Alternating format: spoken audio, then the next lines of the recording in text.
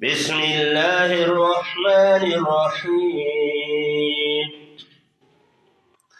وما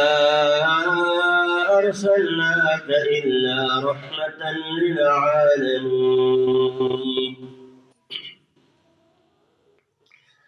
ہمہ قسم کی حمد و ثنا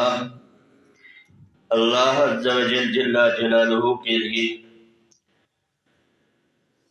جو ساری کائنات کا خالق و مالک و رازق ہے، وہی اکیلا اس پوری کائنات کا نظام چلانے والا ہے۔ انگنت العدد درود السلام امام الانبیاء امام المرسلین ساقی کوثر عبداللہ کے در یتیم آمنہ جلال جناب محمد الرسول اللہ صلی اللہ علیہ وسلم، آپ کے اہل بیت رضوان اللہ علیہ اجمعین، صحابہ اکرام رضوان اللہ علیہ اجمعین، اور قیامت تک آنے والی اتباع کرنے والی صحیح معنوں میں کتاب و سنت پر چلنے والی امت محمد بے اللہ کی رحمتوں کا نزول ہو۔ محترم پیارے بھائیوں، نوجوان ساتھیوں، حال میں تشریف فرما ماؤں بہنوں بیٹیوں،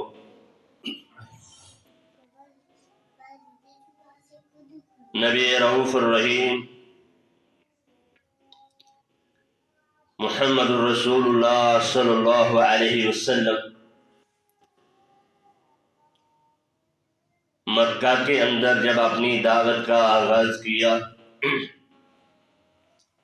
ان لوگوں نے آپ کو طرح طرح سے ستایا، تکالیف دی، آپ کو مارا پیٹا، لہو لہان کیا، شب ابی طالب کے اندر 3 سال محصور رکھا، حتیٰ کہ نبی کریم صلی اللہ علیہ وسلم نے اپنا دیش چھوڑا، ہجرت کی اور مدینہ کی طرف ہجرت کی، حبشہ کی طرف صحابہ کرام رضوان اللہ علیہ اجمعین نے ہجرت کی۔ ان لوگوں نے صرف یہاں تک نہیں چھوڑا بلکہ نبیوں کے امام کو، رسولوں کے سردار پیغمبر کو انہوں نے دیوانہ بھی کہا، شاعر بھی کہا، مجنون بھی کہا، پاگل بھی کہا، جادوگر بھی کہا، بہت سے القابات سے نوازا، نعوذ باللہ من ذلک۔ اور عظیم پیغمبر کے جس کی شان یہ تھی کہ وما ارسلناک الا رحمتا للعالمین، کہ اے پیغمبر محمد الرسول اللہ صلی اللہ علیہ وسلم، ہم نے آپ کو تمام دنیا کے جہانوں کے لیے، جتنے بھی جہان ہیں سب کے لیے رحمت بنا کر بھیجا ہے۔ وہ عظیم الشان پیغمبر جس کی شان اور مرتبہ اور مقام اس قدر بلند، اس قدر عالی، لیکن دنیا نے، اس وقت کے کفار نے جو مکہ کے اندر موجود تھے، نبی کریم صلی اللہ علیہ وسلم کو تکالیف دینے کی کوئی کسر معمولی سی بھی نہ چھوڑی، حتیٰ کہ رسول اللہ صلی اللہ علیہ وسلم کے گلے میں چادر تک کھینچی گئی، رسول اللہ صلی اللہ علیہ وسلم حالت سجدہ میں، اور کائنات کے امام نبی محمد الرسول اللہ صلی اللہ علیہ وسلم پر اونٹ کی اوجری آ کر لاتی وہ انہوں نے اٹھائی اور پھینک دی۔ اس قدر تکالیف اللہ کے رسول کو دی گئی، لیکن آپ ایسے رؤوف الرحیم پیغمبر تھے کہ اپنی زبان سے اف تک نہ کہا۔ پھر اللہ کے رسول صلی اللہ علیہ وسلم نے مدینہ ہجرت کی۔ ہجرت کے بعد بدر کے میدان میں اللہ نے فتح یاب فرمایا، احد کے میدان میں بھی تکالیف کے بعد اللہ نے فتح نصیب فرمائی۔ حنین، تبوک، احزاب اور بہت سی جنگیں اور غزوات لڑنے کے بعد فتح مکہ کی کامیابی کا صحرا رسول کریم صلی اللہ علیہ وسلم کے ساتھ جاتا ہے کہ بغیر ہتھیاروں کے صرف مسلمان جو اللہ کے نبی صلی اللہ علیہ وسلم کے ساتھ تشریف فرما تھے، جب مکہ میں داخل ہوئے 10 سال کے بعد تو بغیر لڑائی لڑے قتال کیے مکہ فتح ہو گیا. لیکن اس قدر بے مثال پیغمبر تھے ہمارے پیغمبر محمد رسول اللہ صلی اللہ علیہ وسلم کہ آپ نے اس موقع پر بھی وہی اعلان کیا کہ جو یوسف علیہ السلام نے اپنے بھائیوں کے لیے کیا تھا کہ لا تصریب علیکم اليوم، جاؤ عام معافی کا اعلان کرتا ہوں، آج کے دن تمہاری کوئی بھی پکڑ دکڑ نہیں ہوگی، تم سے بدلہ نہیں لیا جائے گا. محترم پیارے بھائیوں، ایسی شان والے پیغمبر کو اللہ رب العالمین نے دنیا انسانیت کے لیے بلکہ دنیا میں بسنے والی اشیاء کے لیے رحمت بنا کر بھیجا. قرآن مجید میں اللہ رب العالمین نے رسول کریم صلی اللہ علیہ وسلم کی اس صفت رحمت کا تذکرہ کرتے ہوئے ارشاد فرمایا، جیسا کہ میں نے خطبہ کے اندر یہ آیت تلاوت فرمائی، وَمَا أَرْسَلْنَاكَ إِلَّا رَحْمَةً لِلْعَالَمِينَ، اے پیغمبر ہم نے آپ کو بھیجا، ارسلناکا ہم نے بھیجا آپ کو، اور وما کا مطلب کیا کریں گے، نہیں آپ کو بھیجا الا مگر رحمت للعالمین، رحمت للعالمین بنا کر بھیجا، جہانوں کے لیے رحمت بنا کر بھیجا. اور جب اللہ اپنے پیغمبر کے مہربانیوں اور رحم دلی کا تذکرہ کرے تو یقیناً سب سے سچی بات، سب سے بڑھ کر صاف اور سیدھی بات وہ کس کی ہو سکتی ہے؟ اللہ کی. اللہ کی بات سے بڑھ کر کسی کی بات سچی نہیں ہو سکتی. فرمایا وما ارسلناک الا رحمت للعالمین، اے پیغمبر محمد الرسول اللہ صلی اللہ علیہ وسلم ہم نے آپ کو تمام جہانوں کے لیے رحمت بنا کر بھیجا. اور اس قدر رؤوف الرحیم پیغمبر کہ فرمایا فبما رحمت من اللہ لنت لهم، یہ اللہ کی رحمت اس صفت رحمت ہی کا نتیجہ تھا، یہ اسی کی وجہ سے کہ یہ آپ صلی اللہ علیہ وسلم ان کے لیے نرم بنا کر بھیجے گئے. لینتا نرمی، آپ ان کے لیے مہربان تھے، نرم دل تھے. وَلَوْ كُنْتَ فَظًّا غَلِيظَ الْقَلْبِ لَانفَضُّوا مِنْ حَوْلِكَ، اگر آپ کے دل میں ذرہ بھر بھی سختی ہوتی، کڑواہٹ ہوتی، نرمی کا پہلو نہ ہوتا، آپ متشدد ہوتے تو آپ کے ارد گرد کوئی بھی نہ آتا. یہ رب کا قرآن کہہ رہا ہے فَاعْفُ عَنْهُمْ وَاسْتَغْفِرْ لَهُمْ. چھوٹے چھوٹے اختلافات، غلطیاں، کوتاہیاں ہو جاتی ہیں، لہذا اس سے درگزر کیجیے اور ان کے لیے اپنے رب سے بخشش کا مطالبہ کیجیے، ان کے گناہوں کی معافی کا، استغفار کا اللہ سے درخواست کیجیے. وَشَاوِرْهُمْ فِي الْأَمْرِ، اور آپسی کے معاملات میں اس سے مشاورت کیجیے. فَإِذَا عَزَمْتَ فَتَوَكَّلْ عَلَى اللَّهِ، جب آپ کوئی کام کرنے کا ارادہ تہیہ کر لیں تو پھر اللہ پر توکل کر کے اس کام کو کر گزرے. ان اللہ یحب المتوکلین، بے شک اللہ اپنے پر توکل کرنے والے، بھروسہ کرنے والوں کو پسند کرتا ہے. قرآن مجید میں اللہ رب العالمین نے پیارے نبی صلی اللہ علیہ وسلم کے حوالے سے ایک اور آیت میں فرمایا لَقَدْ جَاءَكُمْ رَسُولٌ مِّنْ أَنفُسِكُمْ عَزِيزٌ عَلَيْهِ مَا عَنِتُّمْ حَرِيصٌ عَلَيْكُمْ بِالْمُؤْمِنِينَ رَءُوفٌ رَحِيمٌ. بہت غور طلب آیت ہے. لَقَدْ جَاءَكُمْ رَسُولٌ مِّنْ أَنفُسِكُمْ، البتہ تحقیق آیا تمہارے پاس اللہ کا ایک رسول، فرستادہ پیغمبر، چنیدہ برگزیدہ پیغمبر، من انفسکم، وہ تمہاری نفسوں میں سے ہے، تمہاری ہی جانوں سے ہے. صفت جنس کے لحاظ سے وہ انسان ہے، تمہارے میں سے ہے. عزیز علیہ ما عنتم، وہ تمہارے اوپر غالب، مہربان. حریص علیکم بالمؤمنین رؤوف رحیم، اس کے دل میں مومنوں کے لیے حرص ہے، جذبہ ہے، تمنا ہے، شفقت اور مہربانی بری ہوئی ہے، وہ اس قدر حریص ہے کہ اس کی خواہش یہ ہے کہ دنیا میں کائنات میں بسنے والا انسان میری اتباع کرے، مجھ کو تو اللہ کا رسول مان لے اور اس کی کامیابی ہو جائے۔ محترم پیارے بھائیو، رسول کریم صلی اللہ علیہ وسلم اپنی امت کے لیے کس قدر حریص تھے، وہ حدیث سے تو میں بعد میں بیان کروں گا، لیکن ایک واقعہ اللہ کے رسول صلی اللہ علیہ وسلم کی حدیث کا وہ میرے ذہن میں ابھی آیا کہ اس قدر اپنی امت کے لیے حریص ہے کہ وہ مومن ہو جائے۔ فرمایا اللہ کے پیغمبر تمہیں آگ سے بچانے کی اس طرح کوشش کر رہے ہیں جس طرح جب لائٹ چلتی ہے، آگ کا آلہ روشن ہوتا ہے تو ارد گرد موجود پتنگے وہ دوڑ دوڑ کے اس آگ میں گرنے کی کوشش کرتے ہیں، اس آگ کی طرف لپکتے ہیں اور ان کو ہٹایا جاتا ہے، لیکن بالآخر وہ اس آگ کو اس میں پڑ کر اپنی موت کا شکار ہو جاتے ہیں۔ ہمارے پیغمبر محمد رسول اللہ صلی اللہ علیہ وسلم یہ تو پتنگوں کی مثال دی ہے۔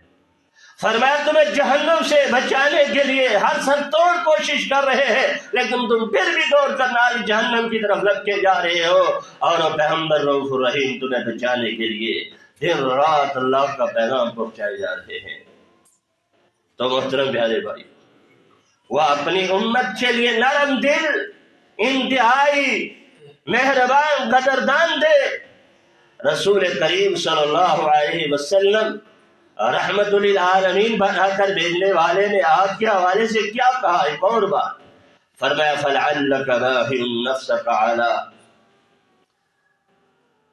آثَارِهِمْ إِن لَّمْ يُؤْمِنُوا بِهَٰذَا الْحَدِيثِ أَسَفًا۔ اے پیغمبر محمد رسول اللہ صلی اللہ علیہ وسلم، کہیں آپ کا نفس تنگ نہ پڑ جائے کس بات سے کہ یہ لوگ آپ کے پیروی نہیں کرتے، آپ کے نقش قدم پر نہیں چلتے، اور قرآن مجید وحی الہی کو جھٹلانے کے لیے یہ بے وقوفانہ انداز میں آگے بڑھتے جا رہے ہیں۔ لیکن اللہ رب العالمین کے پیغمبر کا دل یہ کرتا ہے کہ جب امت ستانے پہ آتی ہے بات نہیں مانتی، حج درم قوم زندی قوم اس سے پالا پڑ جائے تو ایک عام انسان کی کیا کیفیت ہوتی ہے، لیکن ہمارے پیغمبر محمد رسول اللہ صلی اللہ علیہ وسلم جب دیکھا کہ اس قدر دعوت دینے کے باوجود بھی یہ لوگ میری بات نہیں مانتے، ٹھکراتے ہیں، جھٹلاتے ہیں، کبھی مختلف القابات سے نوازتے ہیں، شاعر، دیوانہ، مجنوں، پاگل، ہر ہر القابات جو ان کے مشہور و معروف تھا وہ ہمارے پیارے نبی صلی اللہ علیہ وسلم کو دیا جائے گیا تو آپ کا دل یہ چاہتا تھا کہ اسی پہاڑ کی چوٹی پہ چڑھ جاؤ، وہاں سے چھڑا اترو، لیکن اللہ نے کیا کہا کہ اپنے دل کو تنگ نہ کیجیے، ہدایت دینا میں رب العالمین کا کام ہے۔ اے پیغمبر یا ایھا الرسول بلغ ما انزل الیک من ربک فإن لم، یہاں اللہ تعالیٰ نے یہ بات ارشاد فرمائی ہے کہ یا ایھا الرسول بلغ ما انزل الیک من ربک فإن لم تفعل فما بلغت رسالتہ۔ آپ کا کام یہ ہے کہ آپ اللہ کا حکم پہنچا دیں، منوانا آپ کا کام نہیں ہے، لست علیہ بمسیطر، آپ ان پر نگران بنا کر نہیں بھیجیں گے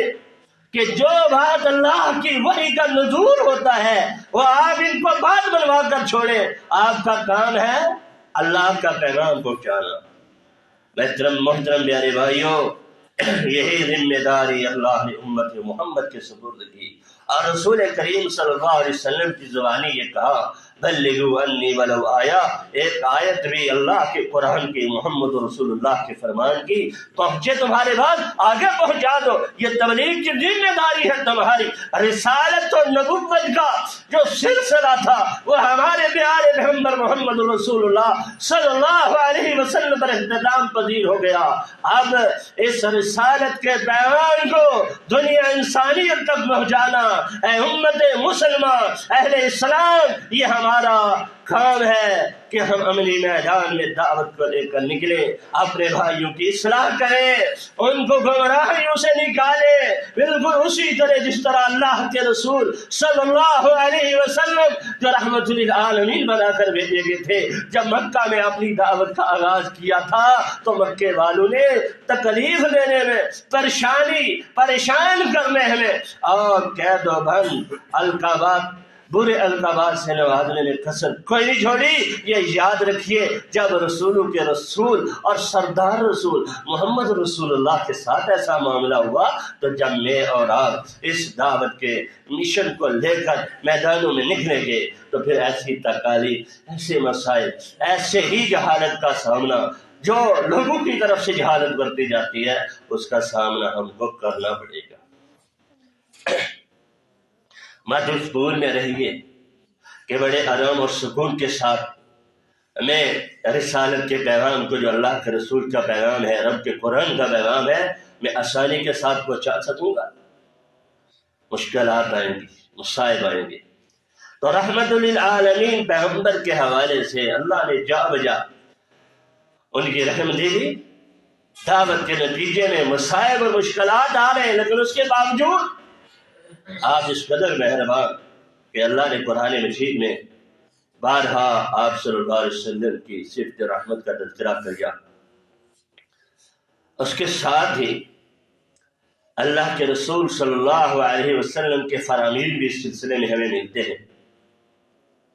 رسول کریم صلی اللہ علیہ وسلم نے فرمایا، جابر بن عبداللہ سے مروی ہے،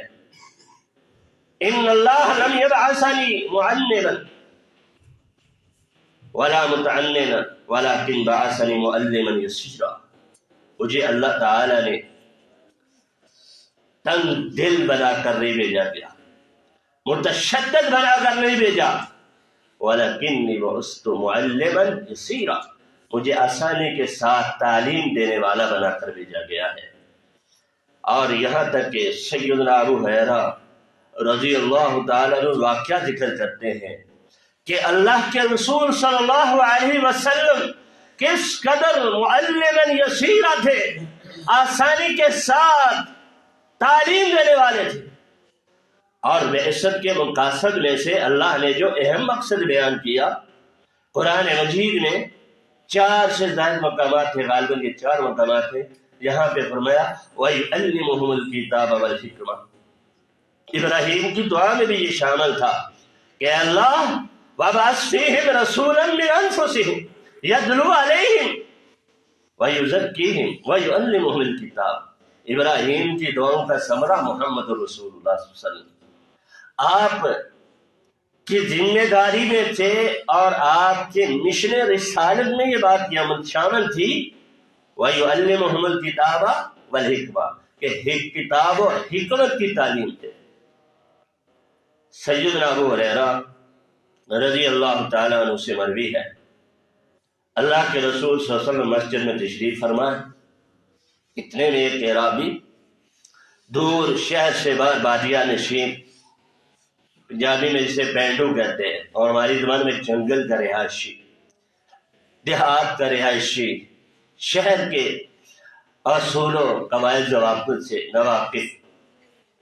سادہ زندگی بسر کرنے والے لوگ۔ ایک دیہاتی شخص آیا اور مسجد نبوی کا صحن، جو کہ ابھی کچا ہے، کھجوروں سے بنی یہ مسجد نبوی کا چھت اور اسی کے تانوں پر یہ سارا معاملہ کیا گیا ہے۔ شاید کنارے پہ آیا اور اس نے آتے ساتھ پیشاب کرنا شروع کر دیا۔ مسجد کے احترام اور تقدس کو پامال کیا، سادہ لفظوں میں۔ اگر ہمارے سامنے ایک بچہ بھی اٹھ کے مسجد میں پیشاب کرے تو میرے خیال میں جو بھی دیکھے گا کہے گا بچے کو روکو یار، دوڑے گا بچے کو، ممکن ہے وہ ڈانٹ ڈپٹ بھی کرے کہ بھائی مسجد ہے، اللہ کا گھر ہے، اور تو اللہ کے گھر میں پیشاب کرنے لگ گیا۔ رسول کریم صلی اللہ علیہ وسلم کے صحابہ بھی لبکے کہ اس کو روکا جائے، آپ نے اپنے صحابہ کا پیچھے ہٹ جو نہیں روکا۔ جب وہ پیشاب کرنے سے فارغ ہوا تو پھر رسول اللہ صلی اللہ علیہ وسلم نے اپنے صحابہ کو کہا، اسی کو نہیں کہا کہ تم جاؤ پانی کی بالٹی بھرو اس پہ بہا دو، اپنے صحابہ کرام کو کہا، کیونکہ ایک دیہاتی ہے، ناواقف ہے، مسئلے کا علم نہیں، اس نے داندانی اور جہالت کی بنا پر یہ عمل کیا ہے، تو رحمت للعالمین پیغمبر نے اپنے صحابہ کو، جاؤ تمہاری ڈیوٹی میں اب یہی بات شامل ہے کہ پانی کی ایک ڈھول بھرو اور اس میں جا کر بہا دو۔ آپ نے اسے بلایا اور بلا کر یہ کہی بات کہ میرے صحابی، اے دیہاتی، یہ مسجدیں پیشاب کی جگہ نہیں، مسجدوں میں پیشاب نہیں کیا جاتا، یہ نماز پڑھنے کی جگہ ہے۔ اور پھر اپنے صحابہ کو تعلیم دی، ہمارے صحابہ فَإِنَّمَا بُعِثْتُم مُيَسِّرِينَ وَلَمْ تُبْعَثُوا مُعَسِّرِينَ، تمہیں تو آسانی دینے کے لیے بھیجا گیا ہے، پریشانی میں ڈالنے کے لیے نہیں بھیجا گیا۔ تو بعثت مصطفیٰ صلی اللہ علیہ وسلم کی بنیادی چیز یہ تھی کہ آسانی کے ساتھ، بڑی رحم دلی کے ساتھ، شفقت کا جذبہ رکھتے ہوئے، دوسرے کے لیے طلب اور پیار اور محبت کو سامنے رکھتے ہوئے اس کی اصلاح کرنی ہے، نہ کہ یک بارگی ایک بندہ جہالت اور نادانی کا مظاہرہ کر رہا ہے تو آپ بھی اس کے ساتھ اسی انداز میں نہ نپٹے، بلکہ آسانی کے ساتھ اس کے اس معاملے کو ہینڈل کریں۔ یہ رسول کریم صلی اللہ علیہ وسلم کی تعلیم اور بنیادی تعلیم میں سے تھی۔ یوں سمجھیے کہ اگر یہ صفت رحمت آپ کے حصہ میں نہ ہوتی اور آپ کے دل میں سختی ہوتی، نرمی نہ ہوتی، تو پھر نتیجہ کیا ہوتا وہ عموماً ہم سبھی جانتے ہیں، چونکہ ہمارے ساتھ زندگی میں، روزمرہ زندگی میں ایسے کئی نہ کئی واقعات پیش آتے ہیں جب بعض اوقات ہم خود ایک جاہل کے ساتھ اسی طرح کی جہالت کا مظاہرہ کر بیٹھتے ہیں۔ کچھ شیطان پیچھے پڑا ہوا ہے، وہ حضرت انسان کو گمراہ کرنے کے لیے ہر وقت تڑپے رہتا ہے۔ اس کے لیے ضروری ہے میں اور آپ عملی طور پر، پریکٹیکل طور پر سیرت النبی صلی اللہ علیہ وسلم کو پڑھیں اور اس کی عملی تفسیر وہ کیا ہے، اور ہماری ذمہ داری میں شامل ہے، وہ ہماری ذمہ داری میں شامل ہے۔ وہ یہ شارٹ سا جملہ ہے کہ ہم اپنی زندگیوں کو کتاب و سنت کے مطابق ڈھال لیں۔ بس جب ہمیں پتا ہوگا کہ اللہ کے رسول صلی اللہ علیہ وسلم آپ کا درد زندگی تھا گیا، تو پھر میں اس پر جب غور و فکر کروں گا، اپنے ذہن میں یہ بات بٹھاؤں گا، تو ہر لمحہ، ہر گھڑی مجھے یہی سوچ، یہی فکر رہے گی کہ کیا یہاں میرے قدم ڈگمگا تو نہیں، کہیں میں پھسل تو نہیں رہا، کہیں میں اصلی راستے اور ہمیشہ سے پچھڑی سے اتر تو نہیں رہا۔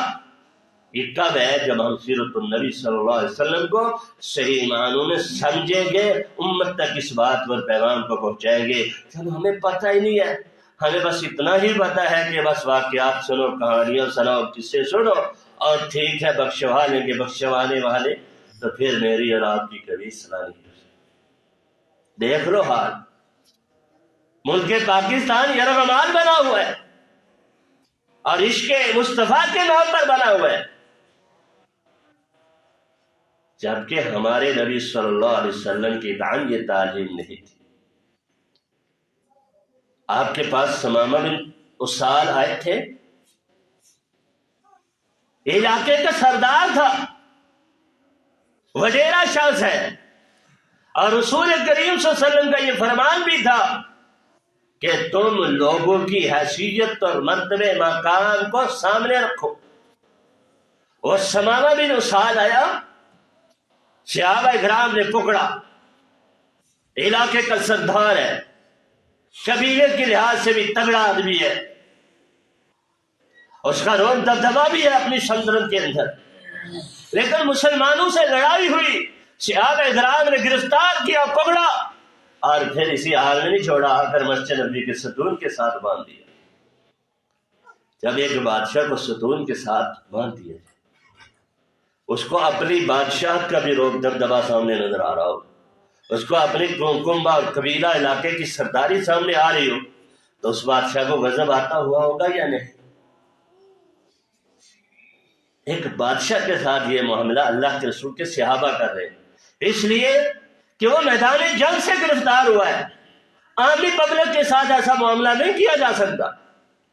اور پھر بالخصوص دینیوں کے ساتھ ایسا نہیں کیا جاتا. لیکن میدان جنگ میں جو اسلام اور کفر کی لڑائی ہو رہی ہو تو وہاں سختی سے نپٹا جائے گا. ایسے حالات میں اللہ کے رسول نکلے، نماز پڑھنے کے لیے تشریف لائے. ثمامہ بن اسال علاقے کا گورنر ہے اور سب کچھ اس کے پاس، صرف آج قیدی کی حیثیت سے مسجد نبوی کے ستون کے ساتھ باندھا ہوا ہے. پوچھا ثمامہ کیا حال ہے؟ ثمامہ قیدی کی حیثیت سے جواب دینے کے بجائے بادشاہانہ انداز میں جواب دیتا ہے کہ پکڑ کر گرفتار کر کے مسجد نبوی کے ستونوں کے ساتھ مجھے باندھ لیا ہے اور پوچھتے ہو حال کیا ہے؟ اگر رحم کرو گے تو اچھے انسان میں رحم کرو گے تمہیں اس کا بدلہ دیا جائے گا، اور اگر مارو گے قتل کرو گے تو اس کا بدلہ تم سے لیا جائے گا. اللہ کے رسول نے دوسری کوئی بات نہیں کی، آپ نماز پڑھانے چلے. دوسرا دن آیا، پھر اللہ کے رسول نے حال افعال پوچھا، ثمامہ حال کیا ہے؟ کہا حال پوچھتے ہو بات. جو بھی اس کے منہ میں زبان سے الفاظ برے بھلے آتے تھے اس نے نکالے، بادشاہانہ انداز میں بول رہا ہے، جواب دے رہا ہے، حالانکہ قیدی کی حیثیت سے اسے باندھا ہوا ہے. تیسرا روز آیا تو اللہ کے رسول نے کہا کہ ثمامہ کی طبیعت میں فرق نہیں آتا، لہذا اپنے صحابہ کو چھوڑ دو، قبیلے کا سردار ہے، وڈیرا ہے، چاہے جو دل کرتا ہے جا کر کرے. وما ارسلناک الا رحمۃ للعالمین. آپ کی اس مہربانی اور رحم دلی کا نتیجہ سنیے. جناب ثمامہ بن اسال جب آپ کو کھولا گیا بھاگے، دوڑے، جا کر ایک باغ میں دیکھا پانی ہے، فوراً اس سے غسل کیا، غسل کرنے کے بعد دوڑے آ رہے. ثمامہ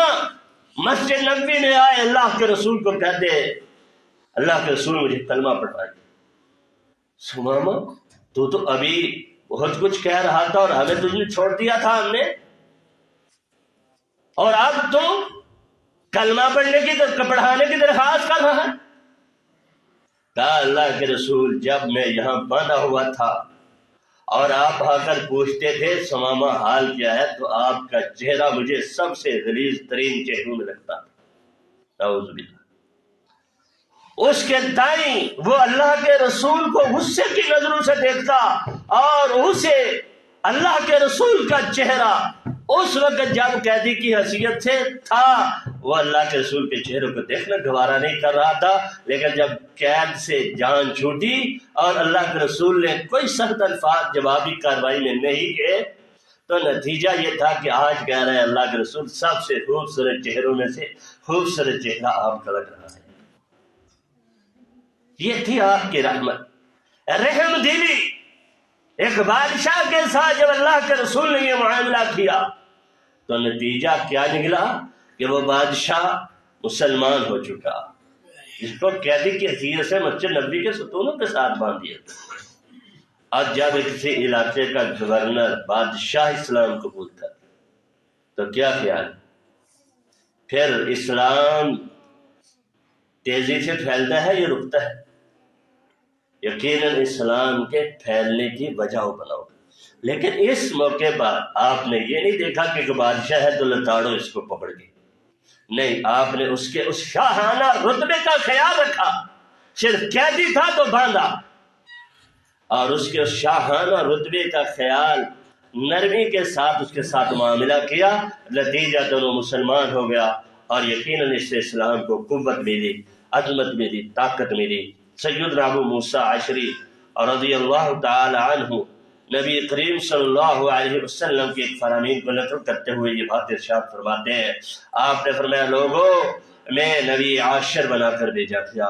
یعنی میں سب سے پہلے وہاں ہوں گا، اور نبی التوبہ، میری توبہ قبول کی جائے گی، امت کے حوالے سے بخشش کا مطالبہ کروں گا، اور اسی طرح نبی الرحمہ، مجھے نبی الرحمت، رحمت کا نبی بنا کر بھیجا گیا۔ ہر نبی رؤوف الرحیم تھا، لیکن بدرجہ اتمم جو خصوصیات اللہ کے رسول کے اندر موجود تھی وہ شاید کسی اور پیغمبر میں نہ ہو۔ آپ صلی اللہ علیہ وسلم کی صفات کے حوالے سے یہ وجہ ہے کہ آپ اپنی امت کے حوالے سے رویا کرتے تھے۔ وہ پیغمبر محمد رسول اللہ صلی اللہ علیہ وسلم، اس صفت رحمت کا ہی نتیجہ ہے کہ آپ اپنی امت کے لیے رویا کرتے تھے تنہائیوں میں بیٹھ کے، اور جس کو بیان کرتے ہیں عبداللہ ابن عمر، اللہ کے رسول صلی اللہ علیہ وسلم نے سیدنا ابراہیم علیہ السلام کی ایک دعا جو انہوں نے کی تھی اس کو پڑھا، رب انہن اضللن کثیرا من الناس فمن تبعنی فانہ منی۔ یہ الفاظ کہے اور ساتھ ہی جناب عیسیٰ علیہ السلام کا ایک قول ذکر کیا کہ ان تعذبہم فانہم عبادک، اے اللہ اگر تو ان کو سزا دے گا تو بندے تو تیرے ہی، وَإِن تَغْفِرْ لَهُمْ، اگر تو انہیں معاف کرے گا تو بے شک تو غالب حکمت والا ہے، یا رحم کرنے والا۔ تو جناب عیسیٰ علیہ السلام کا قول ذکر کرنے کے بعد عبداللہ ابن عمر بن عاص کہتے ہیں اللہ کے رسول نے اپنے دونوں ہاتھ اٹھائے اور پھر کہا اللہم امتی امتی وبقا۔ اللہ کے رسول نے جب ہاتھ اٹھائے تو کہا اللہ میری امت کا کیا بنے گا،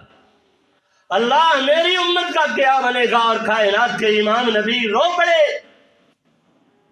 وہ امام محمد رسول اللہ صلی اللہ علیہ وسلم،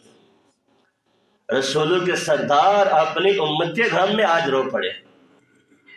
اور اس قدر روئے کہ آسمانوں کے رب کو بھی ترس آتا ہے، باوجود اس کے کہ علم ہے محمد رسول اللہ صلی اللہ علیہ وسلم کیوں رو رہے ہیں۔ جبریل آمین کو بھیجا، جبریل جاؤ پوچھو محمد رسول اللہ صلی اللہ علیہ وسلم سے رو کیوں رہے ہیں، اور اللہ کے رسول نے سارا حال وہ کہہ ڈالا، میں کیوں رو رہا۔ جبریل آمین نے واپس آسمانوں پر اپنے رب العالمین کو خبر دی، حالانکہ آپ کا رب وہ پہلے سے ہی جانتا ہے، لیکن اس میں ایک عمدگی اور تاکید پیدا کرنے کے لیے اللہ رب العالمین نے یہ سارا معاملہ کیا اور کہا سنرضی کا رب، اے محمد صلی اللہ علیہ وسلم تیرا رب تجھ کو جو تو چاہتا ہے اس معاملے میں راضی کرے گا۔ تو محترم پیارے بھائیو، جو نبی ہمارے لیے روتا رہا، ہمارے لیے گڑ گڑاتا رہا، جس نبی کو ہماری فکر رہی کہ میری امت کا کیا بنے گا، آج امت محمد رسول اللہ صلی اللہ علیہ وسلم کی وہ جو اصل بعثت کے مقاصد تھے اس کو بھول بیٹھی، جو ان کا طرز زندگی تھا امت اس کو بھول بیٹھی، جو ان کا نماز پڑھنے کا طور طریقہ تھا امت اس کو بھول بیٹھی، جو ان کے خوشی غمی ہر شعبہ زندگی سے متعلق ان کی طرز زندگی تھی جس کو اللہ نے لقد کان لکم فی رسول اللہ اسوۃ حسنہ کہا، آج امت اکثریت ان کو بھول بیٹھی، صرف من مطلب کی ہم لے لیتے ہیں، جو من مطلب کی نہ ٹھکرا دیتے ہیں، حالانکہ اللہ کے رسول ہمارے لیے روتے ہیں۔ اور آج ہم اپنے نبی کے کیا کر رہے ہیں؟ آج کتنے ہی کتاب و سنت پر ہم پیرا ہے، ہم عمل پیرا ہے کہ ہم کل گواہی دے سکیں اللہ کی عدالت میں کہ اللہ تھے تو بڑے ہم گنہگار، لیکن اللہ جب تک زندہ رہے تیرے نبی کے مشن رسالت کو ہم دنیا میں عام کرتے رہے، عمل پیرا بھی ہوتے ہیں۔ کوئی ہے ہم میں سے؟ بھائیوں، ہمارے اندر بہت سستیاں ہیں، اللہ ہمیں اپنی سستیاں دور کرنے کی توفیق عطا فرمائے، کیونکہ